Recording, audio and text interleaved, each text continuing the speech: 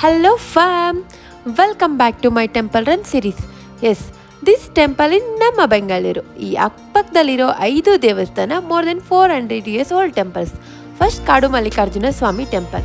ಈ ಟೆಂಪಲ್ ಅಲ್ಲಿರೋ ಶಿವಲಿಂಗ ಉದ್ಭವಲಿಂಗ and same Srisailam ಶಿವಲಿಂಗ ಥರನೇ ಅನಿಸುತ್ತೆ. ಆ್ಯಂಡ್ ಈ ದೇವಸ್ಥಾನ 17ನೇ ಶತಮಾನದ್ದು ಮತ್ತು ಛತ್ರಪತಿ ಶಿವಾಜಿಯವರನ್ನ ಬೆಂಕೋಜಿಯವರು ಈ ದೇವಸ್ಥಾನ ವಿಸ್ತರಿಸಿದ್ದು ಎಂದು ಇಲ್ಲಿ ಶಾಸನವೂ ಇದೆ.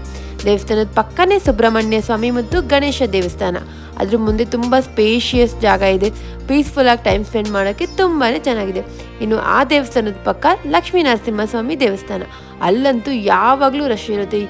ನಾನು ತುಂಬ ಸಲ ಈ ಟೆಂಪಲ್ಗೆ ಬಂದಿದ್ದೀನಿ, ಆದರೂ ಒಂದು ಸಲನೂ ಒಳಗಡೆ ಹೋಗಿ ದರ್ಶನ ಮಾಡೋಕ್ಕಾಗಿಲ್ಲ. ಇನ್ನು ಅದ್ರ ಪಕ್ಕ ಗಂಗಮ್ಮ ದೇವಿ ದೇವಸ್ಥಾನ. ಇಲ್ಲೇನಪ್ಪ ಅಂದರೆ ಒಳಗಡೆ ಕಾಲಿಟ್ಟರೆ ಆ ಅಲಂಕಾರ ನೋಡಿ ಜನ ಕಣ್ಣು ತುಂಬ್ಕೋತಾರೆ. ಯಾವಾಗಲೂ ಅಷ್ಟು ಚೆನ್ನಾಗಿ ಅಲಂಕಾರ ಇರುತ್ತೆ.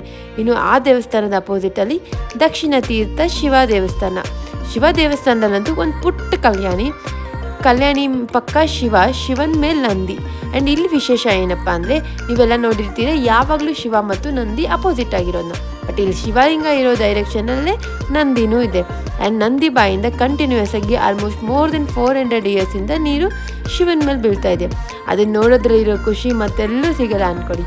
ಬೆಂಗಳೂರಲ್ಲಿದ್ದು ನಿಮ್ಮ ವೀಕೆಂಡ್ಸ್ ಟೈಮ್ಸ್ನ ಪೀಸ್ಫುಲ್ಲಾಗಿ ಒಳ್ಳೆ ಡಿವೋಷ್ನಲ್ ವೈಫ್ ಜೊತೆ ಸ್ಪೆಂಡ್ ಮಾಡಬೇಕಂದ್ರೆ ನೀವು ಒಮ್ಮೆ ಈ ಟೆಂಪಲ್ನ ವಿಸಿಟ್ ಮಾಡಿ.